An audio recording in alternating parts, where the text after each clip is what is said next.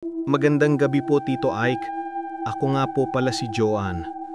Hindi ko po alam kung paano ko sisimulan to. Pero ngayong Pasko, sa halip na sayang natanggap ko, kadiliman po, Tito Ike. At ang lahat ng yon nangyari dahil ginayuma po ako ng kaibigan kong si Felix. Lumaki po kaming magkababata ni Felix, Tito Ike. Tahimik lang yung tao. Yung tipong laging nasa sulok, pero mabait naman at sobrang close sa akin. Madalas po siyang nasa bahay tuwing December. Minsan nga, pati dekorasyon ng Christmas tree namin siya pa ang tumutulong. Pero nung taong 2012 na to, iba ang tingin niya sa akin. Minsan nahuli ko siyang nakatitig sa akin ng matagal. Hindi yung simpleng titig, Tito Ike, kundi yung parang may inaasam. "Felix, okay ka lang? Parang ang lalim ng iniisip mo." Sagot ni Felix sa akin. "Okay lang ako, Joanne. Ang ganda mo lang kasi ngayong Pasko." Natawa na lang ako. Pero Tito Ike, ramdam ko na hindi yun biro. December 20, 2012, Tito Ike. Maaga siyang dumating sa bahay. May dalang maliit na kahon na kabalot ng pulang ribbon. Sabi ni Felix, "Para sa'yo, Christmas gift ko." Sinagot ko siya, "Uy, nag-aabala ka pa." Tapos dugtong ni Felix, "Importante yan, Joanne. Huwag mo munang buksan ha. Sa 24 mo buksan ha. Promise." Medyo kinilabutan ako. Ang tono niya, hindi normal. Pero dahil kaibigan, tinanggap ko rin. Kung alam ko lang na sa mismong kahon na yon, magsisimula ang lahat ng sumpa.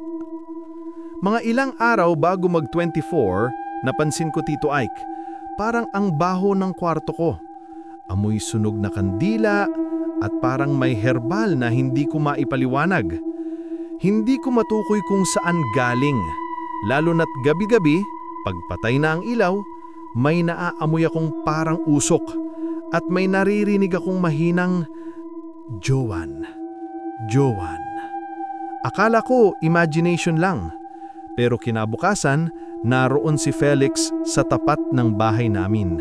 Hindi ko makatok, nakatayo lang, para bang inaantay ako. December 23 ng gabi, bigla akong nilagnat. Pero hindi normal, Tito Ike. Para akong nasusunog. Hindi ako giniginaw tulad ng normal na trangkaso. Init na parang may nag-aapoy sa loob ko. Nanginginig ako. Hinahanap ko ang malamig na tubig pero parang walang epekto. At ang mas nakakatakot, hindi ko maintindihan kung bakit paulit-ulit ang naiisip ko. Si Felix. Tito Ike, hindi ko naman siya type. Hindi ko siya nagustuhan kahit kailan. Pero nung gabing yon, parang gusto ko siyang makita. Gusto ko siyang kausapin kahit hindi ko alam kung bakit. Habang naghihirap ako sa init ng katawan, may kumatok sa pinto. Mahina lang. Pagbukas ko, walang tao. Pero sa sahig may pulang sobre at nakalagay, "Para kay Joanne, buksan mo ngayong gabi." Nanginig po ang kamay ko, Tito Ike. Pagbukas ko, may papel na may drawing ng mukha ko, nakatusok ng isang itim na karayom sa may labi at may nakadikit na buhok ni Felix. At sa gilid ng papel, may sulat kamay, "Kung hindi ka magiging akin, walang sino man ang dapat maging sayo." Nahulog ang papel sa sahig. Nangangatog ako. Hindi ako makahinga. Napagtanto ko, Tito Ike, yung regalo na ibinigay niya noong 2018, baka may kinalaman dito. Kinuha ko yung kahon. Niluwagan ko ang ribbon. Nanginginig ang kamay ko sa kaba. Pagbukas ko, may maliit na garapon sa loob, parang lalagyan ng essential oils. Pero imbes na pabango, malapot na pula ang laman at may nakalutang na piraso ng buhok. Sa ilalim ng garapon, may papel. Ubusin mo sa 24, Joanne, para maging akin ka. Para akong binuhusan ng malamig na tubig habang mainit ang katawan ko. Tito Ike, hindi ko alam kung paano ko sasabihin to pero habang tinitignan ko yung garapon, parang gusto ko siyang inumin na hindi ko maintindihan kung bakit. Eksaktong 11:59 p.m. tumawag si Felix. Hindi ko sinagot pero sunod-sunod. 12:01 a.m. 12:03 a.m. 12:05 a.m. 3 beses siyang tumatawag kada 5 minuto. At nung ikalima niyang tawag, narinig ko na nasa labas na pala siya. Sabi ni Felix, "Joanne, buksan mo. Hindi ka mapapahamak. Sa akin ka dapat." Hindi ako makagalaw. Hindi ako makasigaw. Parang may humahawak sa leeg ko kahit wala naman. At naririnig ko pa rin yung boses niya sa labas. "Buksan mo, Joanne, kasi mahal na mahal kita." Pero Tito Ike, yung tono, hindi pagmamahal. Obsessed. Nakakasakal. Parang demonyo. Tito Ike, pagkatapos po nung gabing kumakatok si Felix, akala ko tapos na ang kababalaghan. Pero hindi pala. Doon lang nagsisimula ang tunay na sumpa.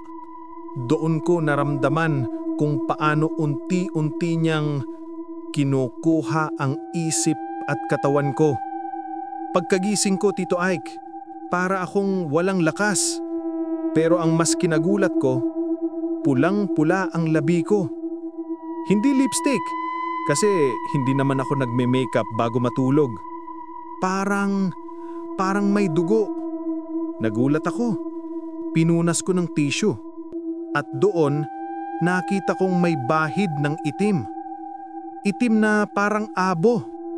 At bigla kong naalala yung garapon sa regalo. Yung pulang malapot na may buhok. Tsaka ako naalala na kahit hindi ko binuksan, Tito Ike, parang may tumakas na usok mula kagabi. Usok na naamoy ko bago ako makatulog. Habang naglalaba ako sa likod ng bahay, naramdaman kong parang may nakatingin. Yung uri ng titig na kahit hindi mo nakikita, ramdam ng balat mo. Paglingon ko sa bintana ng kwarto ko sa second floor, si Felix. Nakatayo. Nakatitig. Hindi siya numingiti. Hindi rin gumagalaw. Parang rebulto. Tito Ike, wala siyang dapat na access sa second floor namin. Nakakandado ayon. Pero, bakit siya nandoon? Napatakbo ako papasok. Pag-akyat ko sa kwarto, wala na siya. Pero may iniwan siya. Isang pirasong dahon ng laurel sa kama ko. May nakasulat, "Malapit na, Joanne. Malapit ka nang maging akin." Kinagabihan habang kumakain kami ng pamilya ko, bigla akong nagalit sa nanay ko.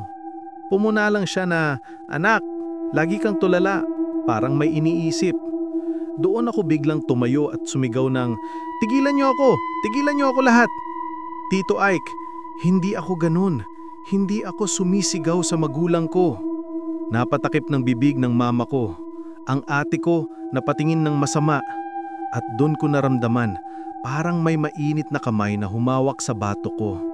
Isang bulong, "Sa akin ka lang, sa akin." Napatakbo ako papunta ng kwarto. Hindi ko alam kung bakit ako umiiyak. Pero habang umiiyak ako, may bahagi ng utak ko na nagsasabing, "Hanapin mo si Felix."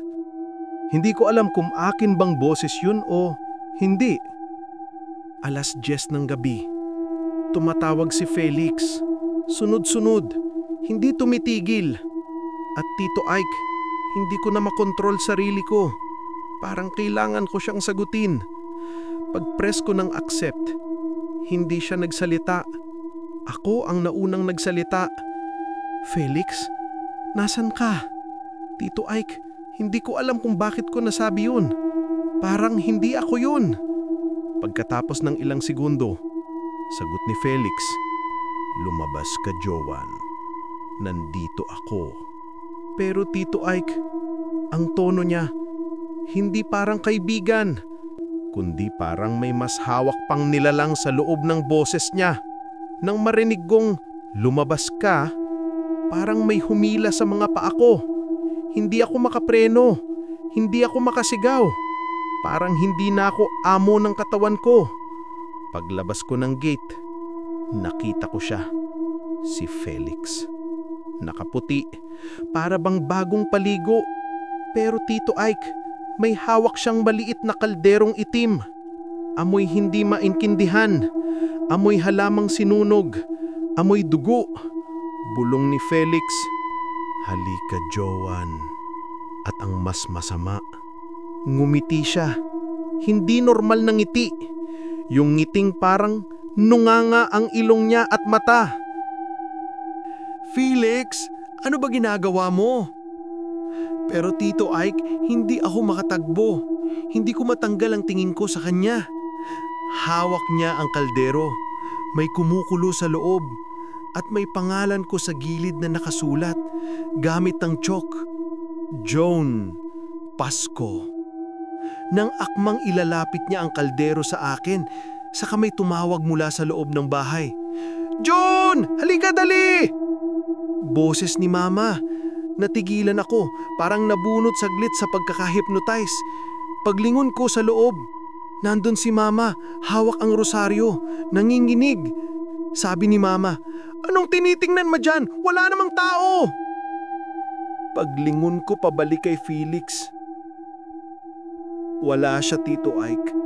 Parang naglaho, pero naiwan ng amoy usok at isang kandilang itim sa tapat ng gate. Hindi ko kinaya. Napasubsob ako sa sahig. Yinakap ako ni Mama. Pero kahit yakap niya, may narinig akong boses sa tenga ko. "Malapit na. Malapit ng Pasko. Ikaw ang regalo ko." Kinabukasan, Tito Ike, nagsimula akong magsaliksik. At doon ko nalaman ang pinakakakilabot. Ang mga gumagawa ng gayuma ng obsession, gumagawa raw ng ritual 7 days bago magpasko. Kasi sa araw ng Pasko, pinakamalakas ang epekto. Tito Ike, December 18 niya ako unang nilapitan. December 20 niya binigay ang regalo. December 23 nagsimula ang simptomas. At 3 araw na lang, Pasko na.